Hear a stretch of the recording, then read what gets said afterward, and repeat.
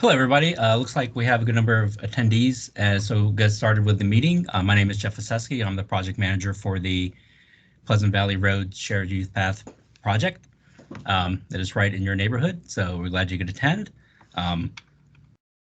We have county staff available for a Q&A session at the end of the presentation. There'll be a PowerPoint presentation. After that, we'll have a live Q&A session where county staff will be able to answer questions that you have. And for this project, the contributors is Fairfax County Department of Transportation. That's the department I work for. Fairfax County Land Acquisition Division, who will be overseeing the future easement right-of-way acquisition for the project. The Fairfax County Utilities Design and Construction Division, who will be overseeing the construction of the project once it gets to the construction phase. Sully District staff, like Mike McCoyle, and also Supervisor Smith, and also our design consultant staff at RK&K. Here's a quick agenda for tonight's meeting. We'll have opening remarks with Supervisor Smith. I'll give a quick project description, a few of the design features, and go into more detail of what the project will look like. Then we'll discuss costs, and then the rough schedule from here on out. And then it'll be followed up by the Q&A session. And then we'll end the meeting with closing remarks. And right now, I'd like to open it up to Supervisor Smith, and I'll just close the screen so her camera can pop up and for the opening remarks. Thank you very much. I want to welcome the community members that have come to this meeting. I appreciate all the input the community has had. It's an important part of our process that the community get involved and tell us what the situation's like, where the path is going to be. So I'm not going to say any more. I'm looking forward to hearing the details of where we are and then hearing your questions and input at the end. Thank you, everyone. Yeah, thank you, Supervisor Smith.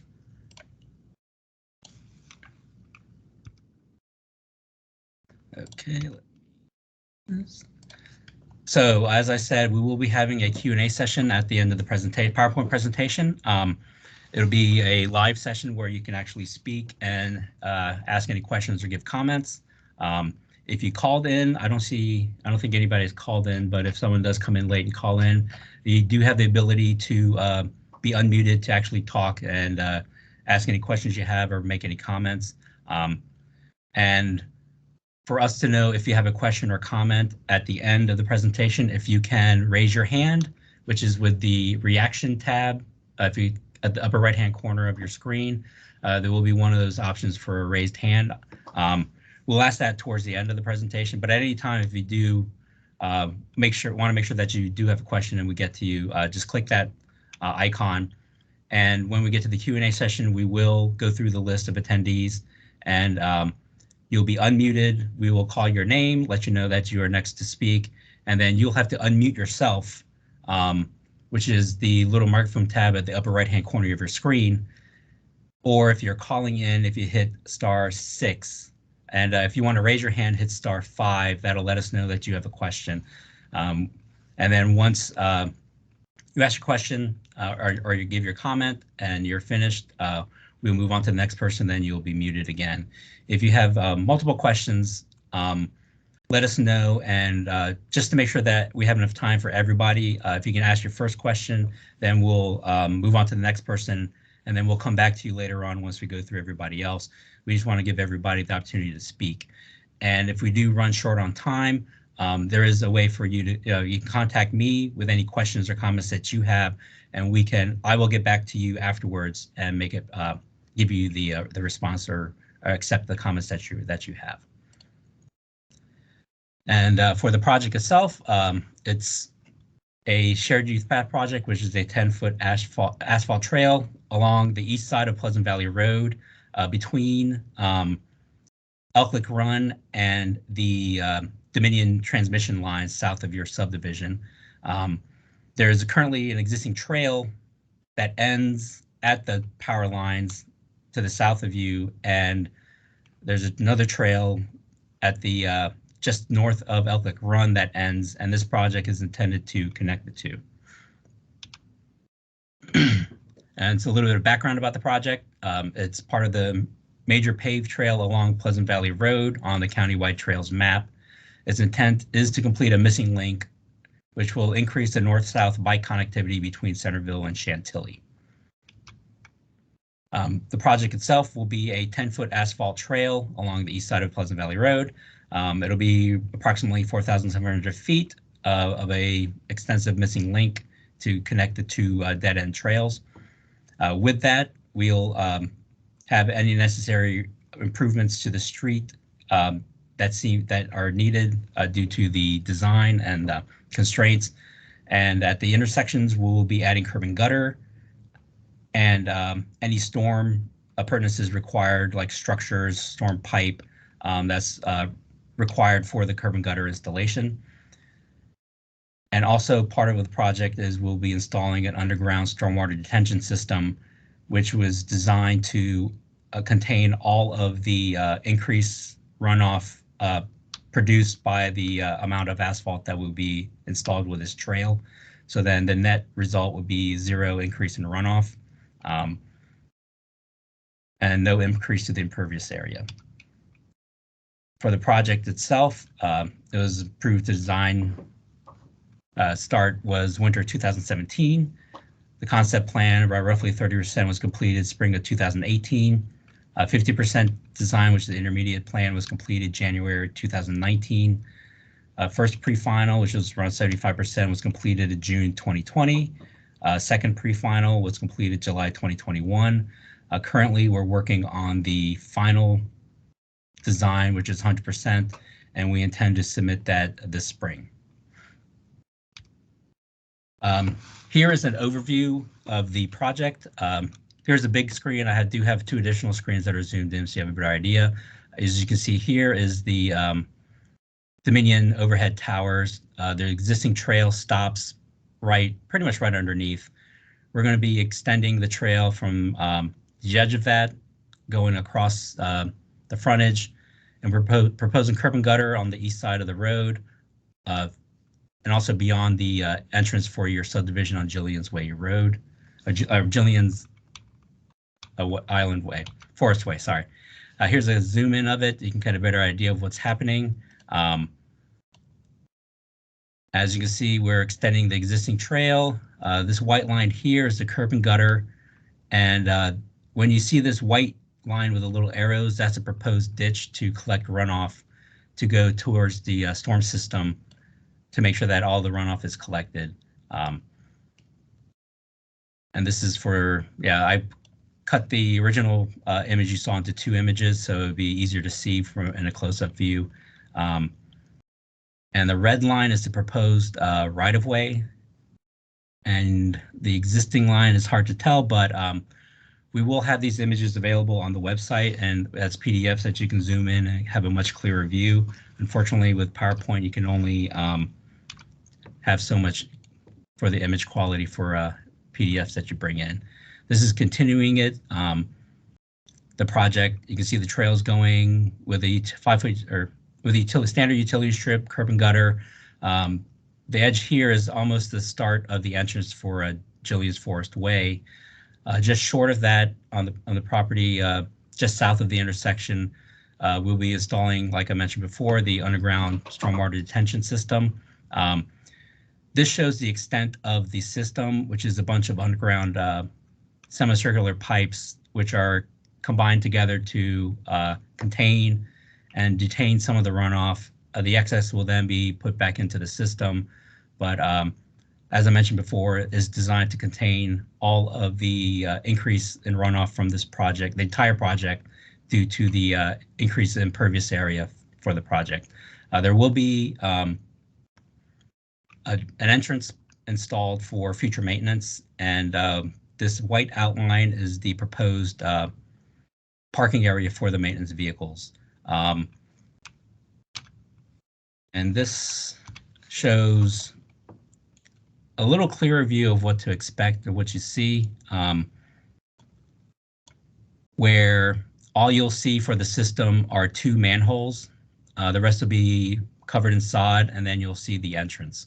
One thing that we are in talks with county staff, with the maintenance department, is to install a earth paver entrance and parking area instead of the standard asphalt. We're still currently under talks with them and in the review process. So once that happens, we will revise the plan, and instead of seeing asphalt, you'll be seeing an earth paver which has grass growing in it. Continuing the project, as you can see, it continues along the east side for on the north of the intersection for Jillian's Forest Way. At a point, we'll stop the curb and gutter and then have a ditch section along the side of Pleasant Valley Road that you currently have, with a drainage ditch along the edge of that to collect runoff, and the trail itself. And zooming in, we can get a little closer look to see what's going on. And you can see the proposed trail hatched in gray, where we have the curb, standard utility strip, so there's separation from pedestrians and bicycles from the road. And as we traverse the properties, you can see this is the proposed right-of-way that we're putting in to contain the proposed trail. I know we had concerns in the past with people asking why the trail is so far away from the road, and the intent is to minimize street impact because this is a trail project, and we had to design the trail location for a future possible extension of the or widening of the road with a master plan. The intent, or there's a possibility of it being widened in the future, so we want to make sure that this trail project didn't impact that of future construction, or minimize the impact, so we wouldn't have to rip out an entire trail and shift it a few feet over just to put in a future road expansion. But currently we are not aware of the intent for that. And because of that, we were able to put in curb sections where needed to minimize impacts to residents for the trail location. And here is a continuation of it. As you can see, I'll zoom in. You can see we do have the edge of road. We have a parking area for vehicles that have to park, and then the drainage ditch, the trail, and then we do have a ditch on the other side of the trail to collect runoff, so it wouldn't wash over the proposed trail and cause issues for bicyclists and pedestrians. There's a current culvert here where we will be upgrading it to make it up to standard and to account for the trail itself. There's the next sheet, and we go to the next intersection of your subdivision for Morgan's Hamlet Court. As you can see, we're just continuing the trail, and we do pick up adding curb and gutter at the intersection, and continuing it down as we need to make sure that we avoid. There is a existing septic field that was a little bit closer to the street than we anticipated, so we did talk with VDOT to see if we could extend the curb that we originally were going to terminate sooner, just to make sure we avoided that and prevent possible impacts to that system, and still have the trail be accessible, and still have adequate separation from the street and the trail for pedestrians and bicyclists. This is zooming in so you can kind of have a better idea of what's going on. As you can see, we are putting curb and gutter to have as much separation from homes and the trail. We will have standard handicap ramps at the curb sections. Also, we have it at the previous intersection as well. And there are, you can kind of see the storm structures that we're proposing to collect a runoff to make sure it minimizes impact to the street and for the trail itself. And this is continuing the overall that we saw before as we go through your subdivision and move it. We do continue the curb a good bit, so then we just have a standard utility strip.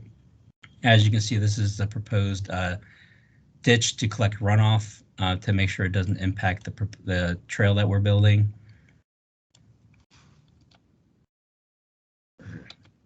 And then this is where the project ends. Goes over a couple more properties, and then there's Fairfax County Park Authority property, and it goes across the existing culverts for Elk Lick Run, and it will eventually tie into an existing trail that's to the north of that the Ellick Run. And this is zooming a little bit better so you can see what's going on. We are putting curb and gutter at this driveway entrance, putting in a handicap ramp as well. And as you can see, we have extended the curb as much as possible to minimize impact to the residents by having the trail as close as we can to the street instead of having it further out. And once we get to the Park Authority property, we do push it out to get rid of the curb section so we don't impact the street itself. And here is the second zoom in. This is in the Park Authority property. There was enough room to not require modifying the existing culvert system, so we have enough separation from the street and the trail to not modify this, because that would be a fairly expensive project.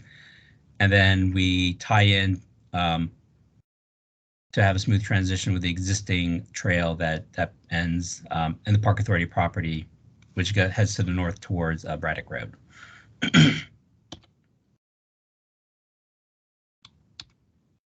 So currently we are working on the design phase. Coming up will be the land acquisition phase. Right now we have plats in process are being created that shows all the proposed right-of-way and easement that we are requiring for the project, and looking at the documents that we need to finalize, and also the plats that are created. Once they're finalized and approved, we will move forward with having the land acquisition division staff move forward, start their process to obtain the necessary easement and right-of-way that is needed for the project. They'll do their proper analysis to prepare an offer for each of the residents.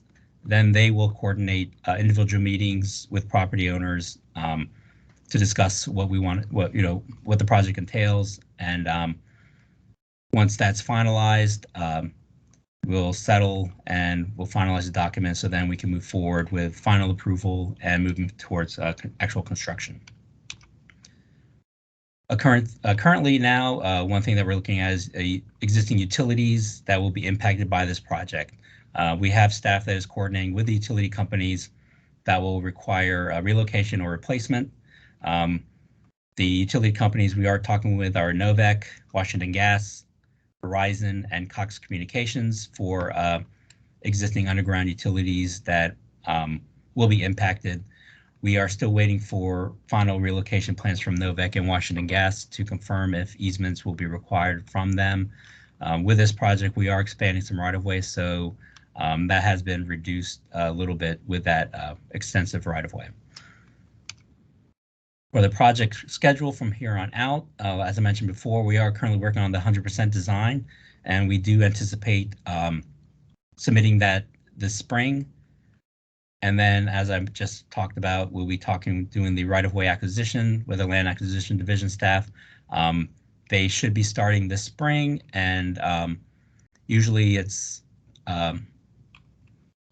depending on getting the proper research, it could be several months for that. So we anticipate usually like around 9 months for that whole process to happen, for doing the research, contacting individual property owners, having the meetings, then the discussions to move forward with the project. Once that's all finalized, we anticipate we'll have everything ready to go towards construction in this fall. And then once that's settled, we will go to bid. And once it's awarded, look towards the actual construction schedule. Currently, we're anticipating it'll start this coming winter of 2022, 2023, and be roughly about a year to complete.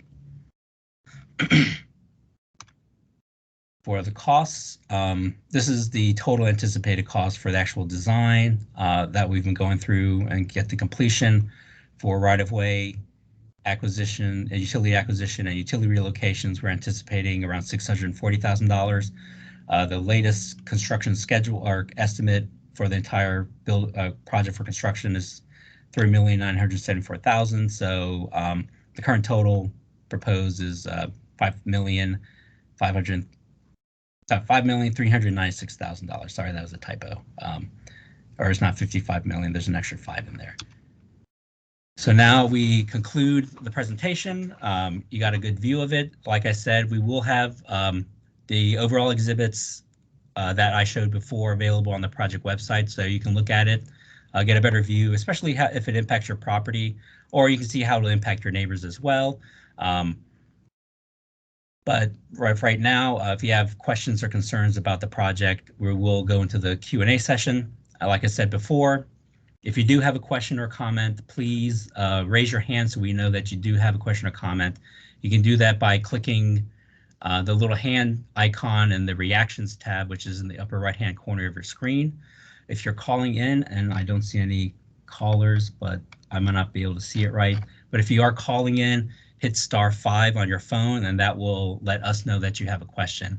And like I said, we will go through the list and call on you. We'll make sure that your microphone is enabled, so then you're able to speak. And once we tell you your name or the email address or whatever's listed for how you signed into the meeting, we'll instruct you to unmute your phone or your microphone, which will be the microphone icon at the upper right-hand corner of your screen. And if you have multiple questions, we ask that you just ask one and then let us know you have additional questions or comments. So then that way we can make sure we get through everybody's questions and concerns. You know, we want to speak to as many residents as possible, get your feedback, answer any questions that you have. We just want to make sure that that, you know, one or two people don't take up everybody else's time. So as I said before, you know, if we don't get to everybody by the end of the meeting, we will, you will be able to contact me with any questions, comments, concerns that you have, and we will get back to you after the meeting. And I know right now, if you are one of the affected property owners, we do not have specific questions regarding anything with costs or actual concern or, you know, things like that, because the land acquisition division staff have not really looked at the project and haven't done the due diligence to do the actual research, market research, to figure out what all that is being involved with your project, your property, and what, you know, a fair value would be for that. So if you have that type of question, we ask you to refrain from that. Because we don't have an answer for you, and I don't want to, and we won't, you know, we won't not, you know, we want to try to give you a response, but we want to make sure that we actually have all the information and background required to give you a proper one. So that being said, I will go back to the other screen and start with the Q&A session. So if the presenters can unmute themselves, and we can start moving forward with that. So Jeff, we have a number of attendees with questions, so I'll just start from the top of the queue. Attendee with the email address enointernational@myfidelitybank. Would you please unmute yourself using the *6? Well, I think you can just at the top of your screen, unmute yourself and go ahead with your question.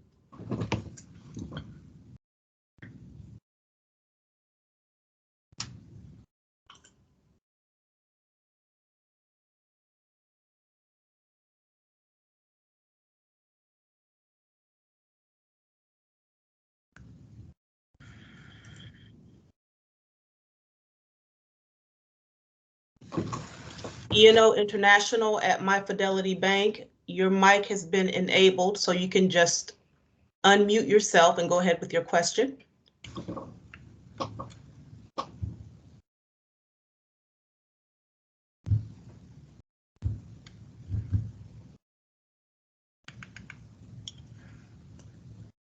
Well, I guess if they're not here right now, I guess we can go back to them later.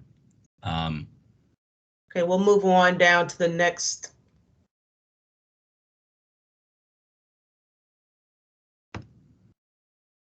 We'll come back to you. We'll move down to the next question.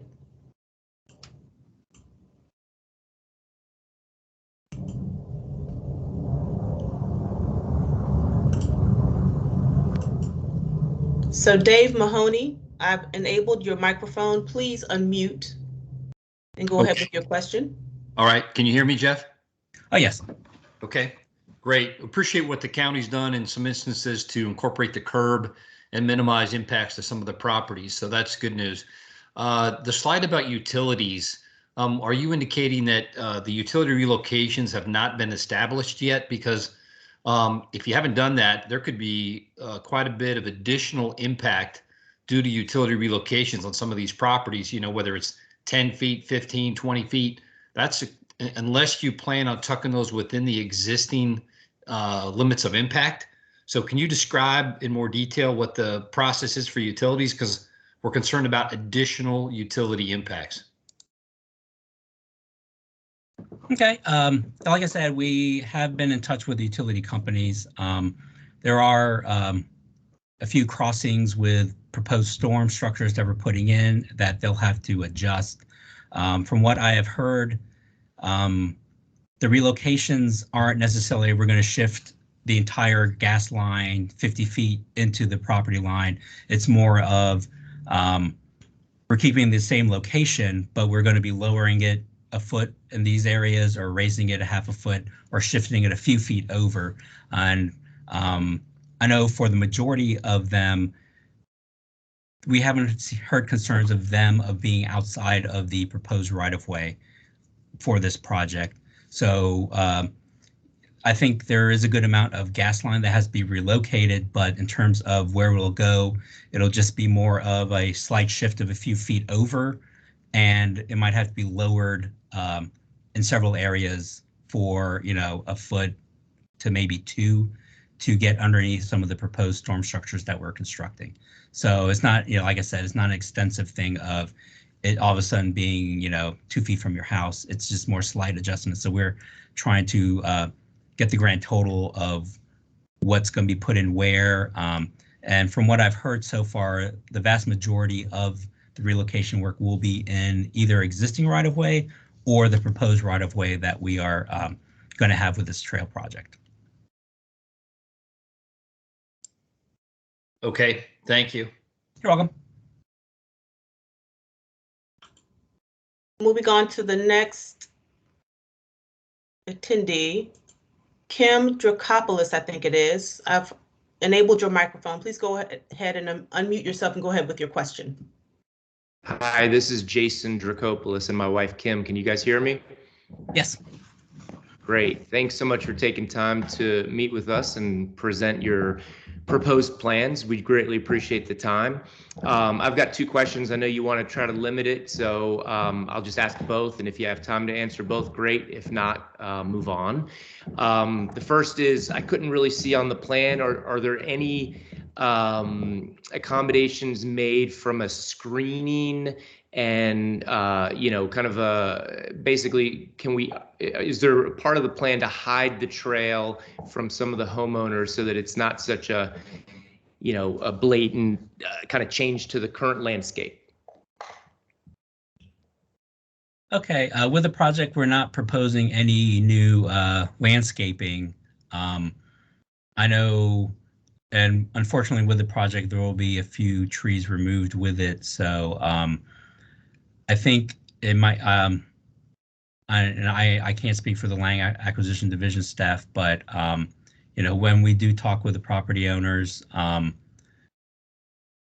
guess, Kelly, if you might want to jump in, I don't, you know, I guess if there is, you know, purchase for right-of-way and for easement acquisition, you know, if you want to use those funds towards new landscaping, that is always a possibility. But in terms of us, we're not proposing new landscaping along the trail frontage at all. So. Okay, and is this proposed as a purchase or an ongoing easement? And I guess the reason for that question is, who's going to be responsible for the ongoing maintenance of the land that is now encumbered by this trail and other improvements? Some parts is right-of-way acquisition, so there will be property acquired, purchased, and given to VDOT for their right-of-way access, and some parts there is just an easement acquisition. But in terms of maintenance of the trail itself, that will either be with the county or with VDOT. The property owners won't be responsible for any maintenance for the trail itself.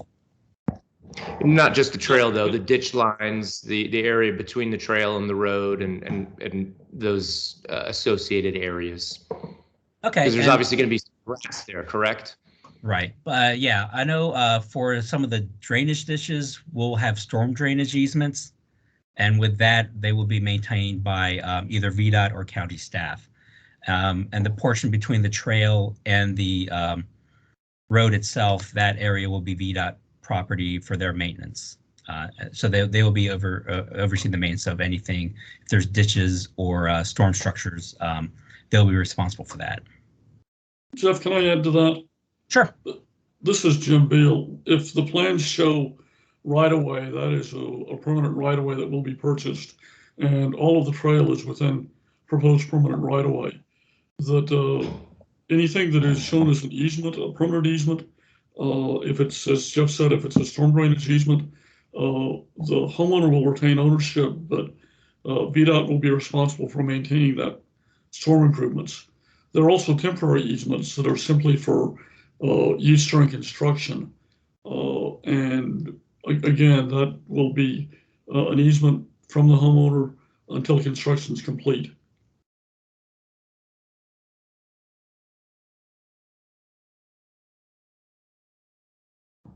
Thank you. You're welcome.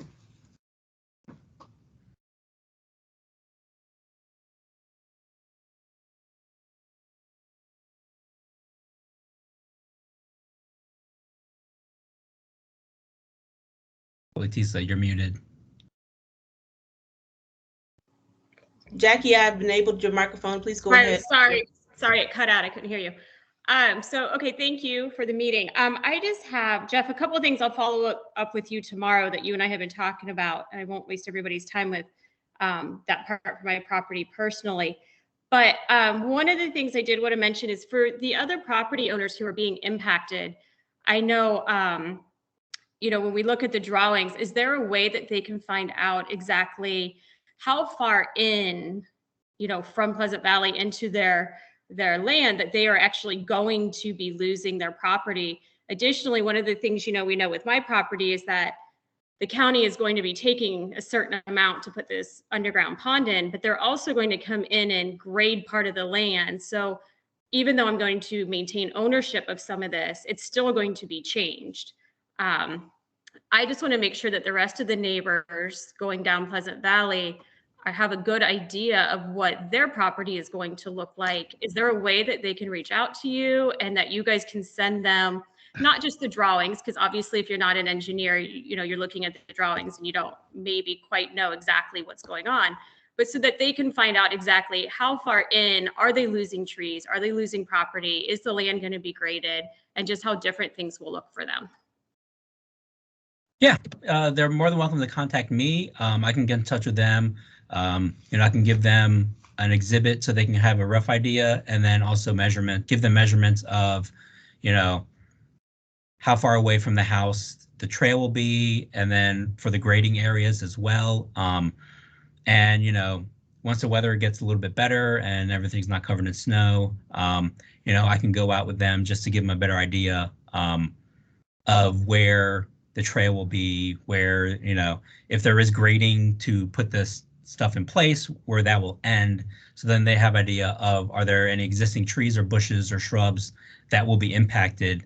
And then also, what is temporary construction? Because once, we might need some extra room for construction and grading out, but then there'll be temporary construction easement for that. But once we're done with construction, that easement will be vacated. So then you can go in and do, any improvements that you want to do yourself as well afterwards. So yeah, definitely any property owners want to reach out to me. I can give them information right now, and maybe wait till it gets a little bit better out weather-wise to do meet with you at your property, so you have a better idea of exactly how far away from the street the trail will be, and then in terms how far away from your house or your driveway or your fence, or what trees will definitely be impacted, what will potentially be impacted. We can do that with you. I have a 100-foot tape measure. I can easily measure stuff out for you, so you have a better idea of where, what a better visual of how it'll appear on your property. Jeff, if I could just add to that, once we get into this is Todd Minix with FCDOT. Once we get into the right-of-way acquisition phase, we can actually have surveyors go out there and actually place stakes in the ground out there to show you where right-of-way limits are, easements are, all sorts of things. So you get a better feel of it, and you can walk it at your leisure to see where those stakes. And again, we would meet with you in the field during right-of-way acquisition to point it out, explain what the stakes mean. We've met with property owners in their homes. I know with COVID that might not be the best thing, but if you would like to do that, we would be willing to meet with you along with the land acquisition agent to go over the plans and actually go through it in detail with each property owner at your convenience.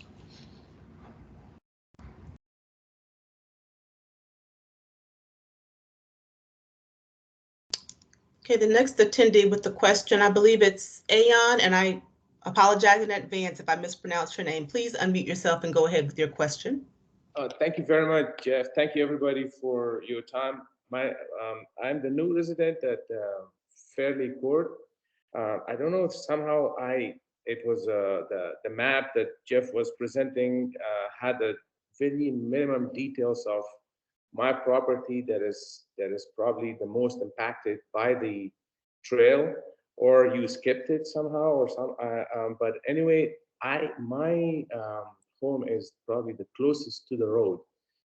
Between the grass and the road edge is less than like maybe 5 feet, 10 feet, something like that. But anyway, the question I have is, so I moved here last year, so I don't know the 2017 when the house was first built, and also I don't know if the previous owner was aware of what's happening to this property or anything, that he sold it, or but what is the reason that the trail is not crossing the other side of the street and goes through I don't know. I'm naive about this. It's first time I'm in the meeting, and so that crossing the other side, and it doesn't impact any properties. The trees that are impacted are either side. There will be loss of trees anyway, but there will be less impact on the residents, and then the trail is anyway it's passing across the bike ride or anything, and then it could go and reconnect it to the other side. So what is the reason, and how do the owner, where the owner can express their objection to the plan? Okay, yeah, I can answer that question. Yeah, like I said before, this project is connecting two dead-end trails. So one reason why it's on the east side and not the west side is that there's two existing trails that end, and the safest way for pedestrians and bicyclists to use the trail was to keep the trail on the same side of the street and not have two crossings. I know that street is questionably, barely used and then heavily used depending on the time of day. The other factor, which is a significant one, is that there is a lot of conservation easement on the property, the majority of the property for the extent of the project limits on the west side, on the Park Authority properties. And there are very restrictive conservation easements that, from talking with Park Authority staff, if we do any impact on a couple of the parcels, that gives the Northern Virginia Regional Park Authority permission to acquire those parcels and do whatever they want. The intent for those easements is to have no impacts to those parcels, to preserve what's there, preserve the environment. So those were the two main reasons why the proposed trail is on the east side instead of the west side, is to connect the missing link. And there are very, very, very prohibitive easements in place on most of the parcels on the west side to prevent that trail from being constructed at all. So we have to bear the consequences of those and lose our, which particularly my property is like attached, almost attached to the road. The part that is there is no and then the acquisition authority is not present to let us know that how big a land are they going to take, which is mine would be in deep effect or down through this project. Right. Yeah, you can get in touch with me after this meeting. I can give you information and have you make an exhibit for you so you have a better idea of the impacts.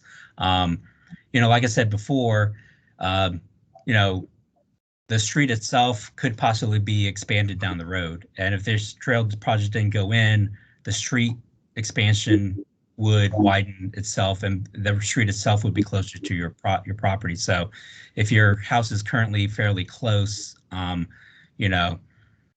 luckily we haven't heard of them widening the street or having an intention to do so. But I know the exhibits that the images that I showed earlier showed property owners from probably I think about 3 years ago when the survey was created. So your name would not be on the list for the property owner for the parcel itself. So after this meeting, if you could give me a call or shoot me an email, I have my contact information. I'll put it up on the screen towards the in a second, so you can contact me so I can get you the information that you need, and I can measure out separation from your house to the proposed trail, and also the existing street itself, so you have an idea of how far away the street is to your house, how far away the proposed trail will be, and also you can have a better idea of what the impact will be. And also you can voice your opinion and write a comment, and we'll document it and acknowledge that we received that.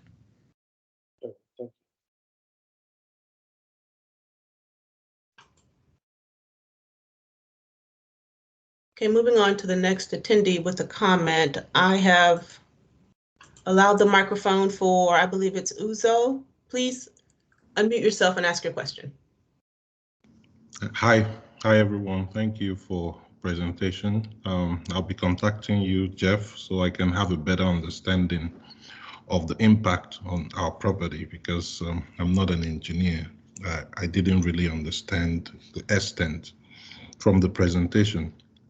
I guess my question is, from your evaluation, what do you consider the benefits of this trail to the community, and what was your thinking with respect to the negative impacts during your design and your assessment? So we'd like to know what your thoughts are on how it would affect us from the positive perspective and from the negative perspective. Okay. The cause of the project is to extend an existing bike trail. That way, you, your neighbors, people around you have a continuous path to walk all the way up to Braddock Road or walk all the way down to 29 and access, be able to walk instead of required to drive or ride your bicycle. And, taking a step back is to impact the, the community as a whole and not just your specific subdivision. I know people are trying to be healthier and get more exercise, so having the existing trail stop just at the power lines and not have it go further up is detrimental. So if we were to expand that, people can have more access to more trails within, not just in the immediate area, but also throughout the entire county. As I mentioned earlier, it is part of the overall trail plan for part of the plan that was made for the entire county for improvements that can be made. And then to answer your question regarding, with the design, what do we look at to while considering, the concerns and impacts on the residents immediately affected. Like I said, we did increase the amount of curb and gutter that we put in, which reduced the separation from the street to the proposed curb. by just having a utility strip. The original design was to minimize the amount of curb and gutter, to minimize the impact of the street. And with that, it would have required a shoulder section for cars to park, and then area for a ditch for stormwater to run off of, and then have a safety slope for the trail. So in case somebody actually fell off the trail, they wouldn't be too steep. So it's fairly shallow, so it has to be pushed back even further. And then a grading on the opposite side to tie back in. And then there are several areas that had another drainage ditch and then had to tie back into the existing grade. So yeah, the original designs were a lot more a significant impact to the property owners. It added at least 8 or 9 feet just for an area for cars to park if they had to pull over, which shifted everything out further than it needed to be.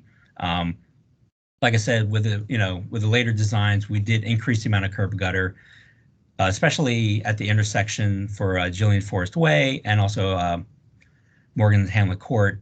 So then what that did was, instead of having that extra section for shoulder for a car to park and an area for drainage for the ditch, we just had the standard utility strip, which I believe is 6 feet for a road that size and with a trail. So that cut out, a good amount of distance from the previous design to move the trail further away from the properties and closer to the road. And with that, on the back side of the trail, we still have to do a tieback to make sure it's shallow enough to not be dangerous to someone to fall off the trail. And like I said, there are some parts that did have a drainage ditch, but with that, we did our best to minimize impact on the residents where the trail was affronting their property. And definitely reach out to me, and I can, like I said, I'll make an exhibit for you and do some measurements for you as well, so you have a better idea of how far away the trail will be from your house, so you have a better idea. And as Todd mentioned, once we get to the right-of-way acquisition, we can have our survey staff come out and mark it, so you know exactly where the trail is going to be, exactly where the grading is that we're going to tie into, and if there's any easements on your property, where they'll be located. And that'd be a lot more accurate than me just, giving you a tape measure separation and standing somewhere if we were to meet in the field. So definitely reach out to me, and I'll definitely get you as much information as we can. Okay, I have one more question. You can take that at the end if there is a chance for that. But is there going to be, my concern, I don't know about others, but I feel is the same. My concern is that people may be able to walk into our properties. Is there a way, did you put something like rail in the trail to prevent people from just stepping out from the trail and walking into our properties? We typically don't do that for our trail projects. I'm not aware of getting feedback from previous trail projects of residents having problems with bicyclists encroaching their property. I know, like I mentioned earlier, is that once our land acquisition staff reach out to you and start the conversation of how we can move forward. If there are some funds exchanged, you might look into getting a fence installed on your property line, so then you have no issue or concern of that happening. But as I said, I'm not aware of getting negative feedback from our projects where people are saying that bicyclists or pedestrians are actually accessing their property because of it. Okay, thank you.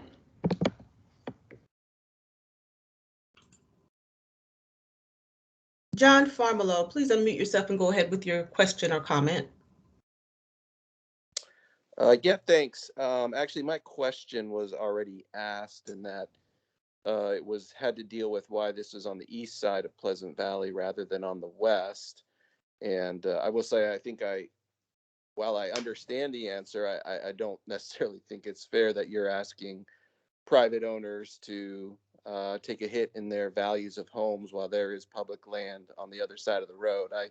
understand the easements to a certain extent, but the fact that there's public land on the other side where this could be done, it's a little disconcerting that you're asking the private citizens to take that hit.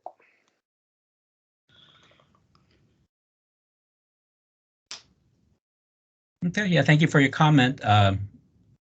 It is noted, and we'll definitely, that's why we have this meeting, is we definitely want to hear the concerns of the residents, especially the ones that are impacted. So, we know what we're getting into as we move forward.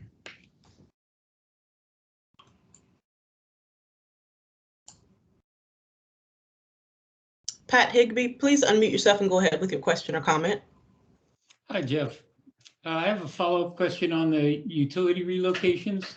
Mm-hmm. I understand there's your response to Dave Mahoney, but since the designs haven't been done for these relocations, I'd like to ask that you come back to us after those designs are complete to, verify that the impacts are minimal. Okay, what I can do is, once I get more information, I have the contact information for your HOA president and a few of the residents, and can let, ask them to reach out to, because I hope, I don't know if you guys have a Nextdoor or a Facebook page for your group or a listserv or whatnot. Then that way, we can get all the information out. I know Jackie was very helpful to make sure I got email addresses for as many of you and your neighbors as possible to make sure that you got invited to this meeting. So what I'll do is, once I find out, I can let her know and ask her to help me make sure that all the residents in your subdivision find out. But yeah, like I said, we are waiting to hear back from Novec and Washington Gas.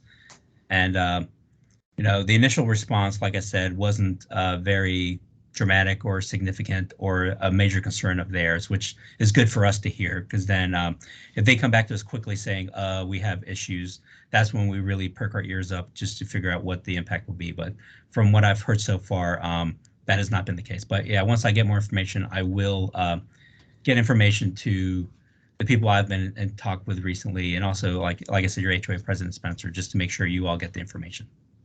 Yeah, we appreciate that they're likely to be minimal, but there are unknowns. So right. We would just like to get updated drawings once these relocations are factored in, so we see the impact. Okay, that's something I can do. What I can do is also, once we get final approved plans from the utility companies, I can see if I can get a decent enough copy and put it on the project website. So then that way you can actually look at it and see what they're proposing. Because it is public information, so it's not like, we have a reason to not let you see it. So once I see that their final approved designs, I'll definitely put that available on the website, and then, like I said, let people know that it is available to see, so you can download it and look at it yourselves. Thank you very much. You're welcome.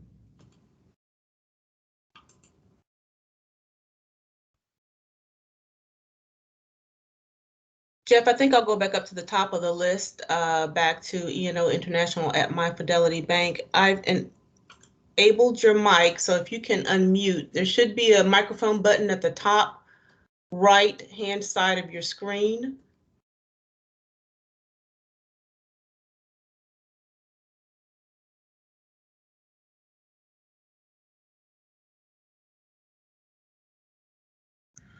Okay.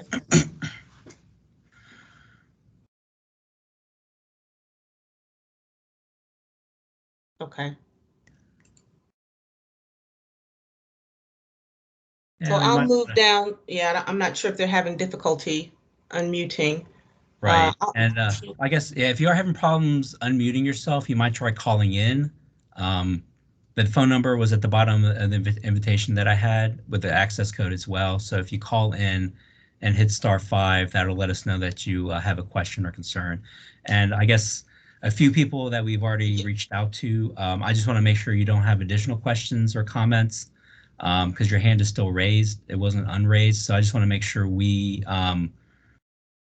get to everybody that, all the residents that have a question or comment, and I don't want to accidentally miss somebody because we're going back to somebody. So I know a couple of new hands popped up as the last few questions were raised. So if you don't have an additional question, please unraise your hand so we know that you don't have any additional questions. Or if you could, for the next couple minutes, unraise your hand so then we know who has not asked a question yet, so we can make sure to get to everybody that has a question. Like I said, we want to make sure everybody gets to speak. Thank you. Spencer, I've allowed your microphone, so please unmute and go ahead with your question or comment.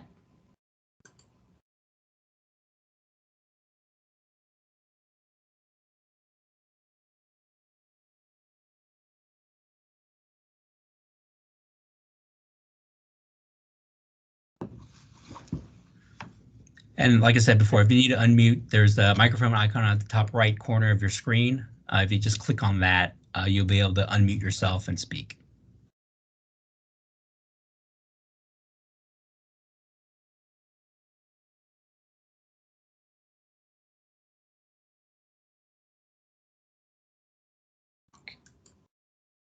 Spencer, we'll come back to you. Joy, would you please unmute yourself and go ahead with your question or comment?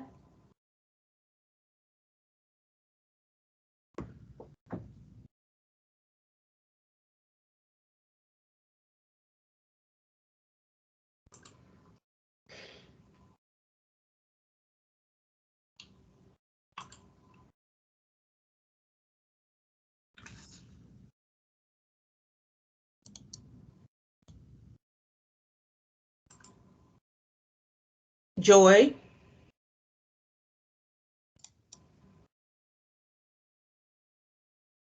And again, if you're having trouble unmuting yourself, you can call in.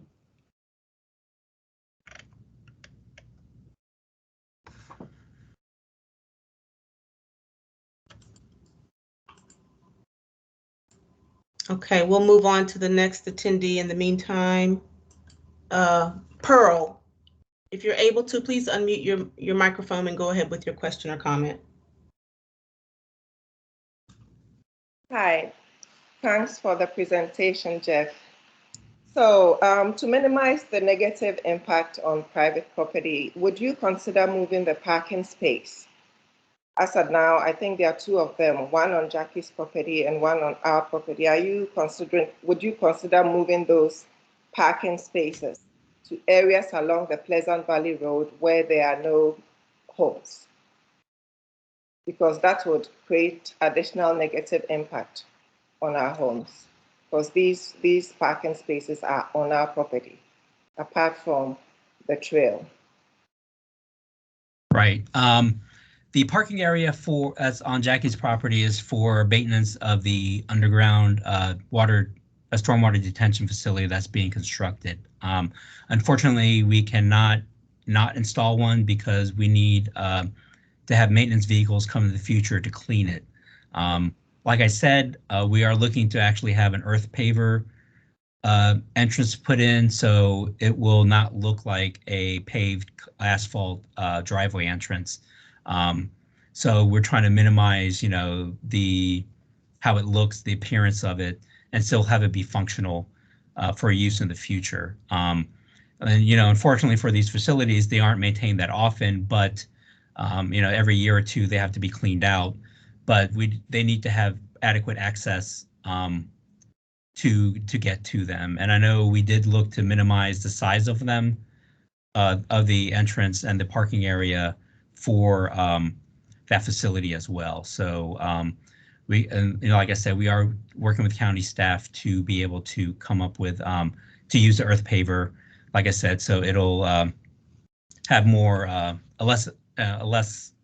better look to it and still be functional. I'm not aware of a parking space being added to your property. I can double check the entrance of Morgan's Hamlet Court. You mentioned that there was going to be a parking space at the entrance of Morgan's Hamlet Court on our property, unless No, we are improving the entrance for that, and we are putting handicap ramps, but we're not adding, we're not creating new driveway entrances from Pleasant Valley Road that aren't already there, unless it's a vacant lot. You know, per our standards, if there's a vacant parcel and the only access is from the road and we're putting curb and gutter, we have to put in a driveway entrance. But if there isn't one, we don't put one in, or if we're not putting a curb in, we won't put in an actual driveway entrance. But on your parcel, I'm not aware. I'll double check. I don't remember seeing one, but I can double check. And I'll definitely get back to you and let you know. But as far as I'm concerned, we're not putting one on your parcel. Okay, I have a second question if I can ask. If you can't answer that, you can do it at the end. So the second question is actually a follow-up to similar questions that have been asked. And it's about the screen or the fence. You know, from 29 coming down to Pleasant Valley, there's a fence along the road and along the walkway or the path. Do you anticipate constructing such a fence along this new path?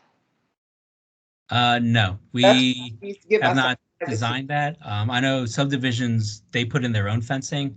So yeah, I did see that fencing. That was most likely built by the subdivision when that whole area was developed. Usually it's done before houses are put in or at the tail end as a, you know, to increase the appearance of the subdivision. But yeah, we don't have any plans to put in any fencing or landscaping or anything along the trail to improve appearance or to give more cover or privacy for the properties.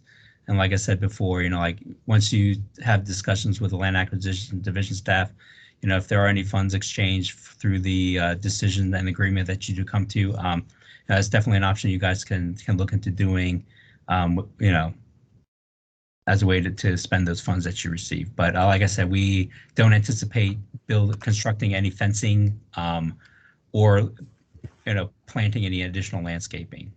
Hey, Jeff, I need to jump in here real quick. This is Kelly Alcon from the Land Acquisition Division. I'm one of the right-of-way agents.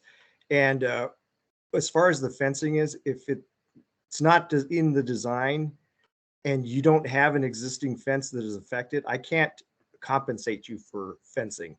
You can definitely use the money that I compensate you for the easements on to do whatever you want to build your own fence, but we cannot pay you money to build a fence that doesn't exist, that's not affected by the takings.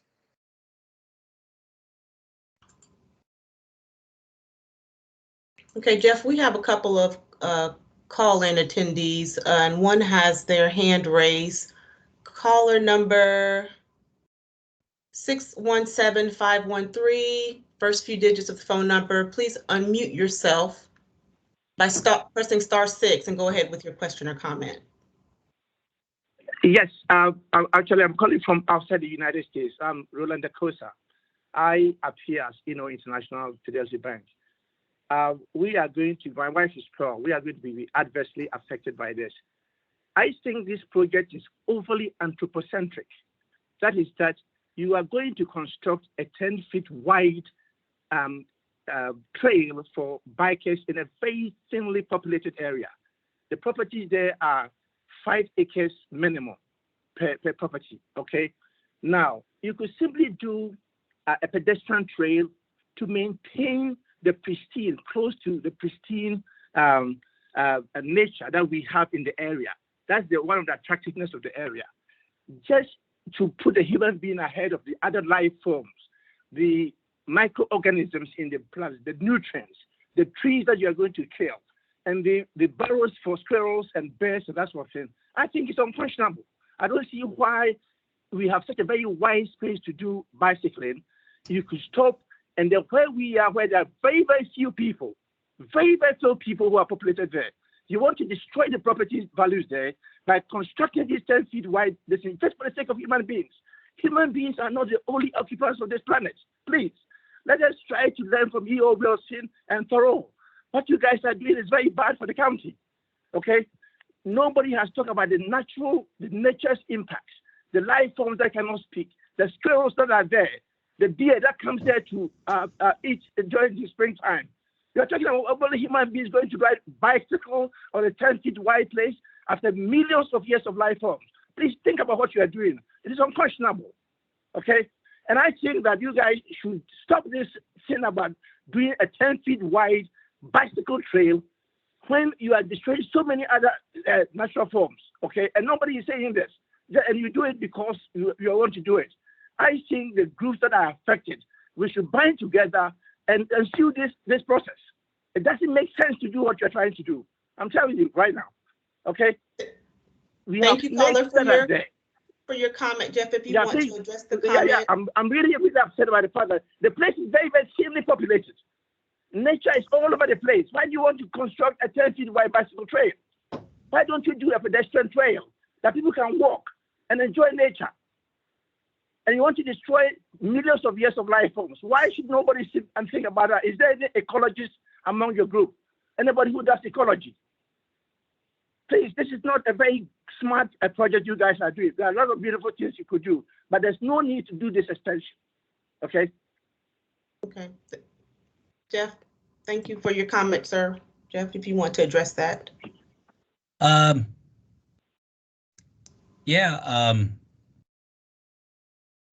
Like I said, this is part of the master plan for the county for bicycle improvements. And this is essentially a big missing link project, and will definitely increase connectivity, bicycle connectivity from the north and south of between Centerville and Chantilly. So we see this as a significant improvement to the overall bike path for the entire county, and not just one specific area. So I definitely thank you for your comments. I strongly suggest you email me or have information how you can leave feedback on the project website, just to make sure that we get all of your concerns noted. And if you have any questions, definitely ask them. We can definitely try to answer them.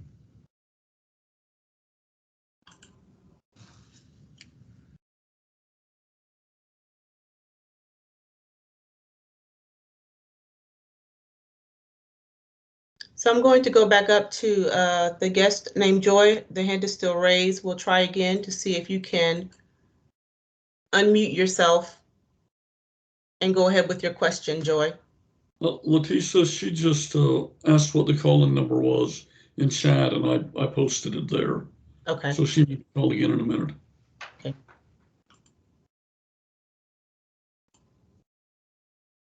Spencer, if you have an additional question, please go ahead, unmute yourself and go ahead with your question, please.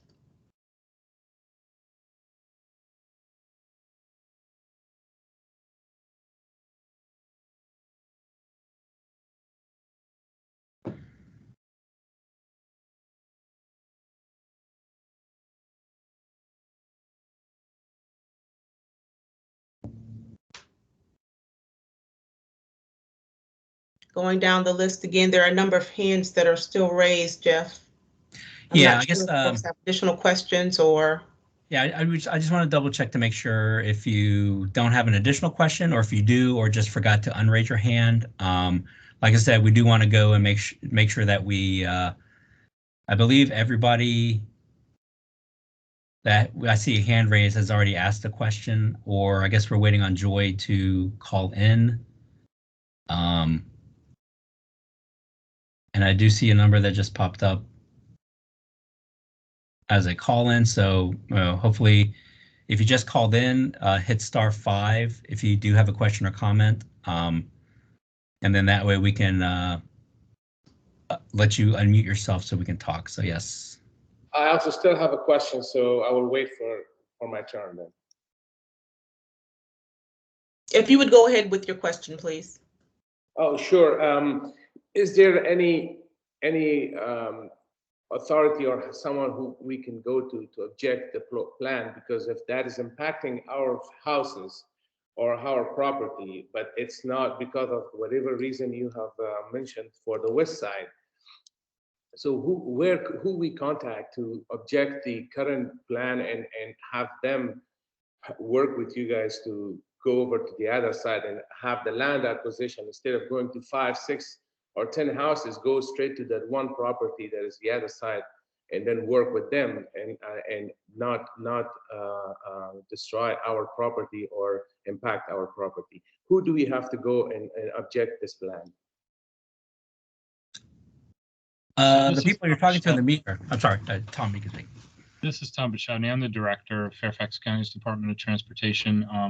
As Jeff indicated, there is a opportunity for you to submit written comments with your concerns about the project. Jeff, if we could put up that slide that shows where people can submit their comments.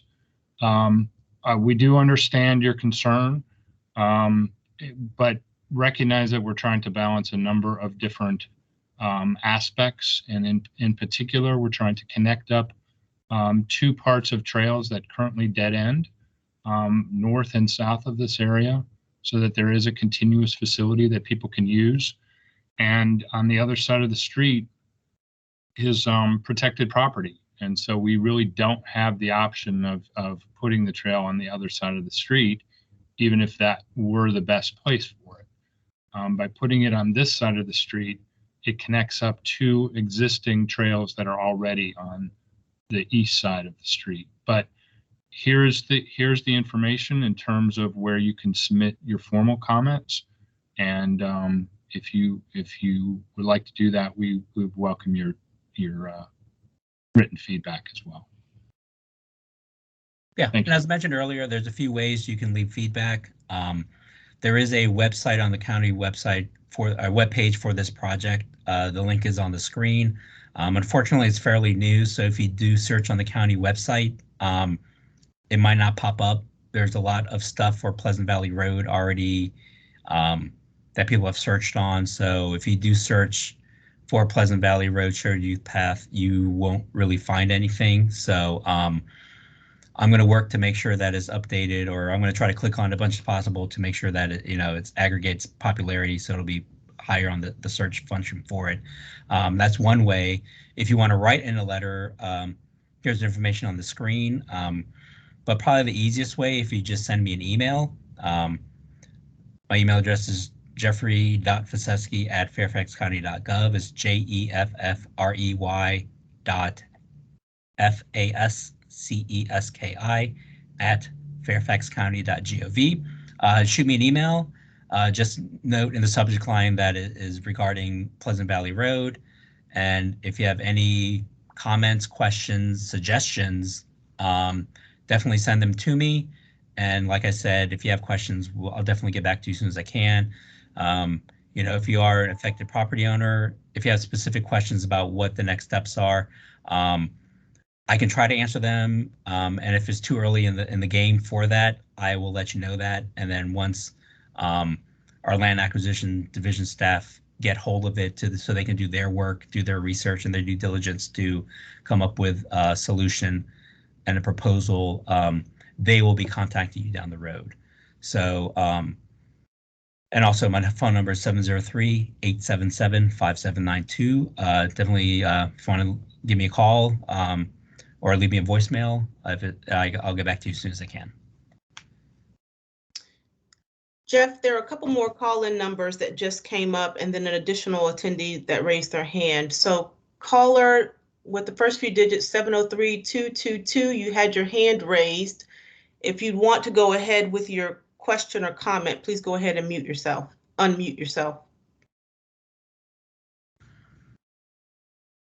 And to do that, you hit *6 on your phone, and that will unmute you, so then you'll be able to talk.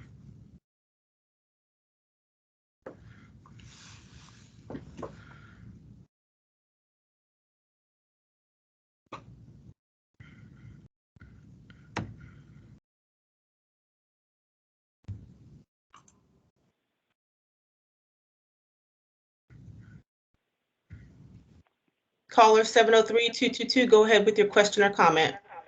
Okay, I'm unmuted now, I think. Yes. Yes. Okay, my concerns are with our roads are private, and here, let me turn my darn computer volume down. Our roads are private. We privately maintain them. And during the last round of construction of houses in there, we basically had to replace and have or resurface our roads at no small expense to us. What precautions are going to be taken to keep the trucks from going up and down our road? I understand you'll be working at the entrance, but we've already had damage that y'all have had to come back and patch, which is the only patch in our new road.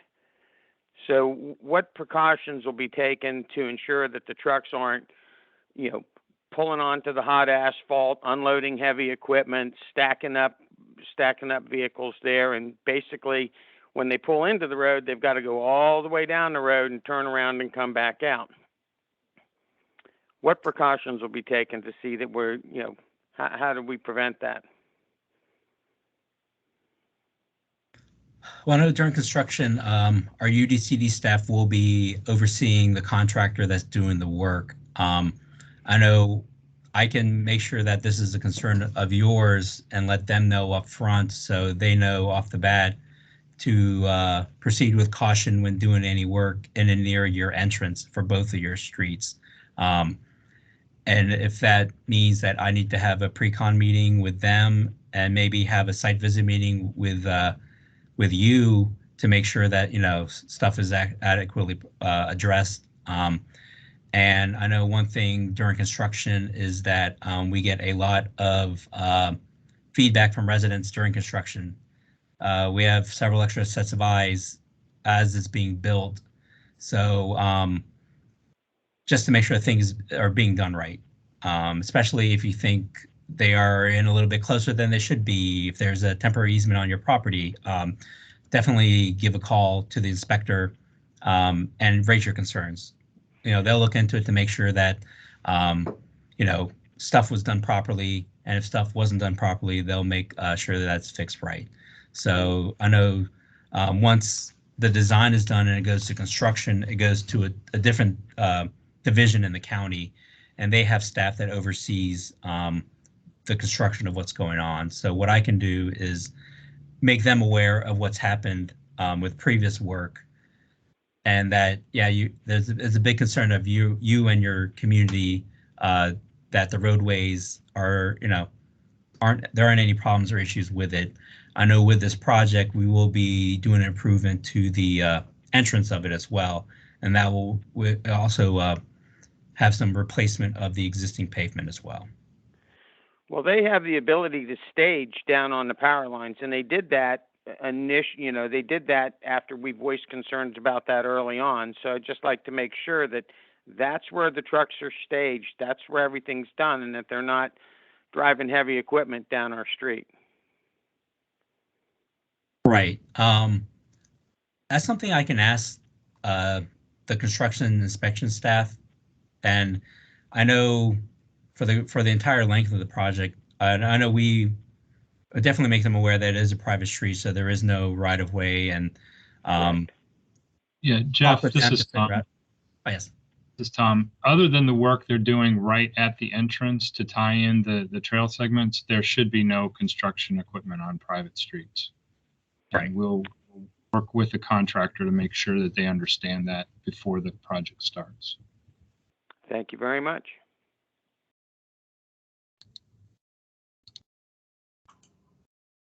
Caller 703-801, first few digits. If you would go ahead and unmute yourself with *5 and go ahead with your question or comment, please.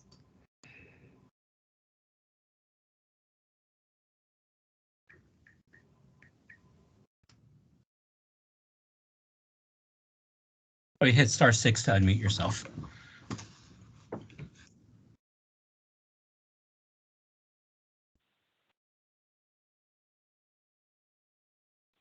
Okay, looks like your microphone is on and you're ready. You should be able to speak. Hi, this is Joy Higby. One of my main concerns is this parking area for maintenance you're proposing. I've been told that the maintenance is only once every 5 years or not very often, and I'm wondering why we're having a parking area built there. It's going to encourage people to park, to ride their bikes, park to hang out with their friends, park to go on walks, and I don't understand why the maintenance vehicles can't use the power lines to park and to access the stormwater area. The entrance will have bollards and probably a chain with a lock to prevent people from accessing it. And the only people that will have access to that lock are county maintenance staff. So you don't have to worry about people parking their cars there. The only people that would park there would be the maintenance truck to go and do their work. So. Well, isn't the maintenance only every 5 years? Why do we even need a parking area? The expense of that. Jeff, this is Todd. Let me chime in here. The maintenance on these underground facilities is more often than that. They actually have to go in with a vac truck, which is similar to a septic tank vehicle. So it's a fairly large vehicle with a big tank on it, and it sucks out trash, leaves, etc. out of the underground detention facility. If we don't do that fairly often, it clogs that facility and it doesn't perform the function it's required to do. So these underground facilities typically are maintained about twice a year, depending on the size and the specific design of it. I don't know the specifics on this particular model that we're talking about, but we can check with our stormwater maintenance and stormwater management division just to confirm how often they think they're going to need to get vehicles in there. If they can't park the vehicle down at the power lines and run a hose all the way up to this facility and try to suck out the trash and leaves and so forth that may accumulate in it. So that, and as Jeff says, these are what we call pervious pavers. They're like what you might find in somebody's driveway that are pervious. In other words, there are holes in them that lets grass grow up through it. So it will look more like won't look like a parking area, so to speak, for somebody to try to pull a vehicle off and try to park in there. It's try to avoid that as much as possible as well.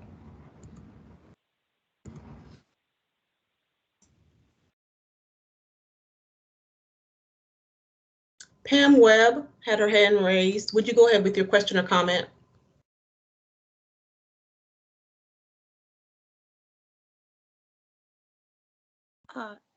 No, I didn't have my hand up.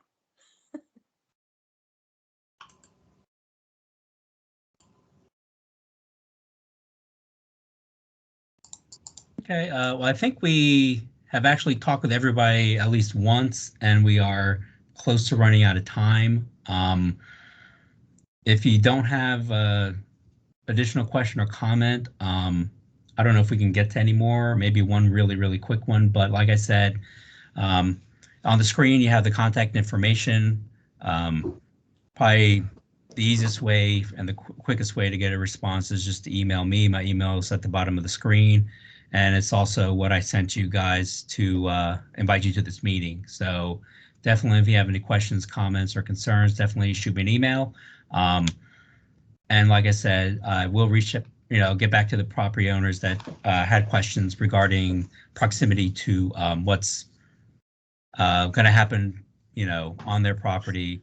And as was mentioned earlier, once we get later on down the road with land acquisition staff, working with you, we can have a survey crew come out and put stakes in the ground so you see, or markings, so you know exactly where stuff like the trail is going to be and where the proposed grading line is going to be and the proposed right-of-way is, so you know where your property line will end and start, and also if there's any easements as well. So unfortunately, we are out of time. I did want to thank everybody, and I believe that we did get to everybody that did have a question. And definitely had a lot of good questions and concerns. And here's the contact information. And I believe Supervisor Smith just wanted a quick closing remark. Yes, I will be quick. I thank everyone for their comments, the level of details. I want to thank Jeff and the other staff and sharing their contact information so you can continue to ask them questions as we move forward through this process. So thank you very much, everyone. I appreciate your time.